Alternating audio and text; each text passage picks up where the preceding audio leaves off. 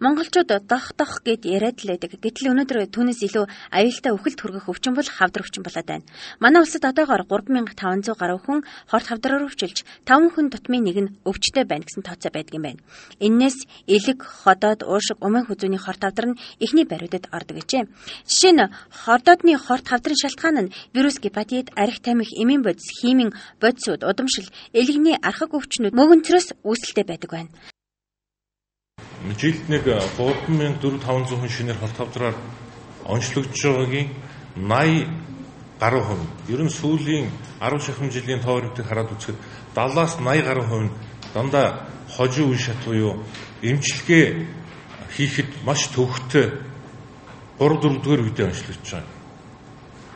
Төгс эмчилгээ авах боломжгүй шатанда. Тийм учраас эрт үзүүлж, эрт онцлуулна гэдэг маань та бүхэн хотуудаа наслан энэ хавдраар өвдөхгүй байх гол шалтгаан болоод байгаа. Хавдрыг эртэлрүүлсэн тохиолдолд төгс эмчлэх боломж нөөц манай хавдар судлалын төвд манай эрүүл мэндийн байгууллагууд бол байгаа. Хавдар өвчин нь 8-15 жил, цаашлаад 20-30 жилийн дараа хүний биед илэрдэг. Гэвч энэ өвчин нь аль хэдийн хүндрээд эмчилгээгүй болж үхэх, эсвэл маш үнэтэй хагалгаанд орох хэрэгтэй болсон байдаг байна. Тиймээс зан үлийн буруу дадал зуршлаа өөрчлөх буюу хүнсний бүтээгдэхүүнээ зөв сонгон хэрэглэн, зохистой хооллож, арх тамхины хэрэглээгээ багасган, биеийн жингээ тогтмол хэмжээнд барьж чадах юм бол хавдрын тохиолдлыг багасгаж болох нэ. Урьдчилан сэргийлэх үйл ажиллагаа нь харьцангуй богино хугацаанд үр дүнгээ өгдөг бөгөөд хорт хавдрыг хэдий чинээ эрт илрүүлэн, төдий чинээ төгс эмчлэгдэх болно гэж хавдар судлалын үндэсний төвийн эмч мэргэжилтнүүд зөвлөж байна.